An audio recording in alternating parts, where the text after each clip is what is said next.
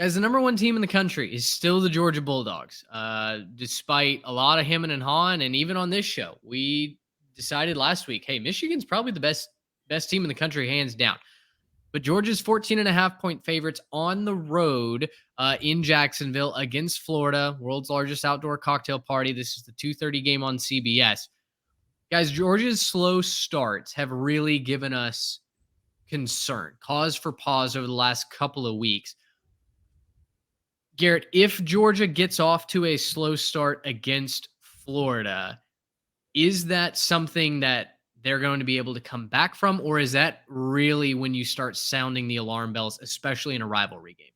I think you kind of have to sound the alarms if they do get off to a slow start, primarily just because I think this Florida team, though they're not necessarily explosive, I think they're efficient. I think this is just a really good, efficient Florida offense.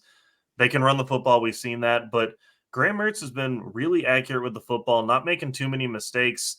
And the big thing there is if they can be efficient with the football, I don't know who Georgia looks at on offense to say you're going to bring us back, right? They have a strong run game for Georgia. They're going to be able to run the football, but that's not going to catch you up if you start slow, right? If you get in the hole 10-0 to Florida all of a sudden, being able to just run the football ain't going to be what gets it done.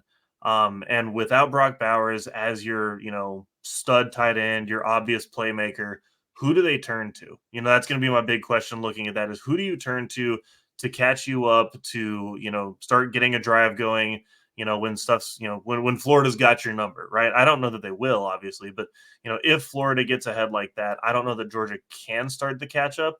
Now Georgia still brings back an awesome defense, so it's still to be seen if Florida's going to have any success offensively. But I think that this is a game that Georgia can't mess around in because getting down, I think, spells doom for their abilities to catch up.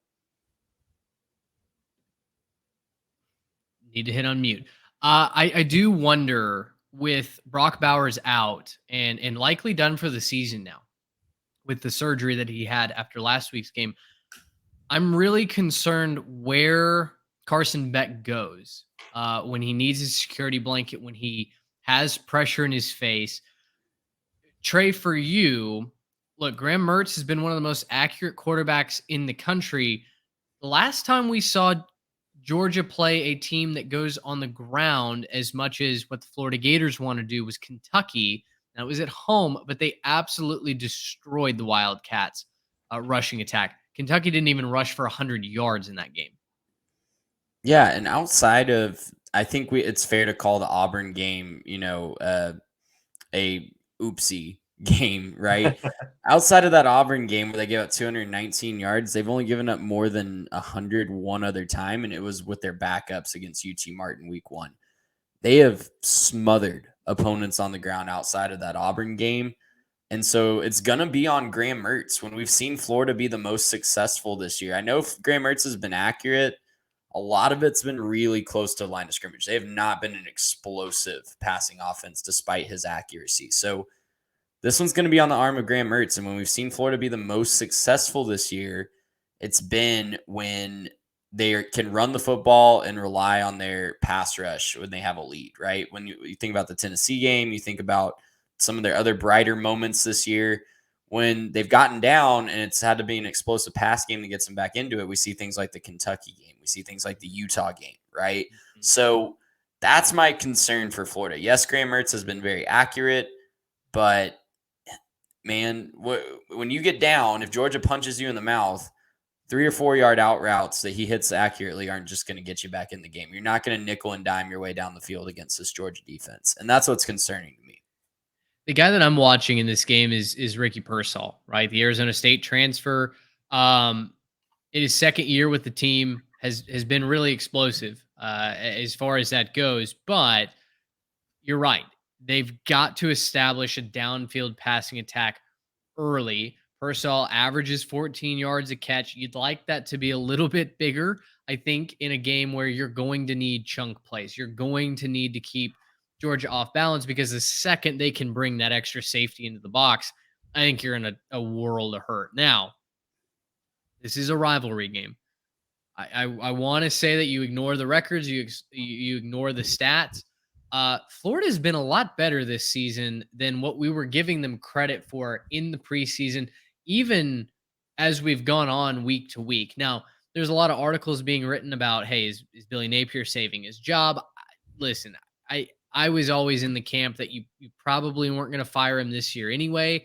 He might be a dead man walking into next season, but there's no doubt that this team has kind of rallied around each other. They found a way to get a win over South Carolina. You got to get them kudos for that. And because this Florida team seems to be at least improving, taking steps forward 1 week at a time, they're not nearly as good as Georgia. But in a rivalry game, when emotions get high, Florida takes care of the football this season, unlike they did under Anthony Richardson.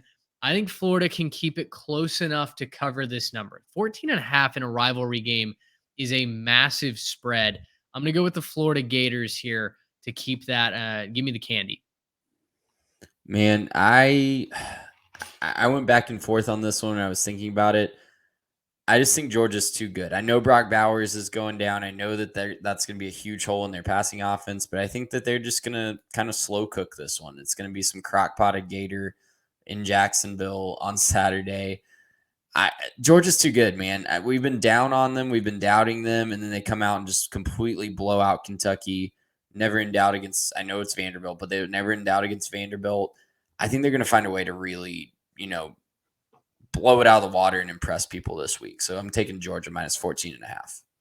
Yeah, when it comes to like playoff conversation and how does Georgia compete with the top of the college football world, then yeah, we need to have conversations about Brock Bowers not being explosive and everything else. But look, with this one, I think it's pretty easy to just hand the football off and do what you need to do on the ground if you're Georgia. I'm taking Georgia minus 14.5. I think they jump out to a lead and they don't turn around. I think they just keep handing the ball off. I don't think Florida's explosive enough to catch up. I don't think that they have anything really that they could do to, say, hey, like we're just this potent on our passing offense, like we've been saying. It's a short passing game. They have some big play possibilities, but it's just not dynamic enough to compete with Georgia and what they're going to be able to do on defense.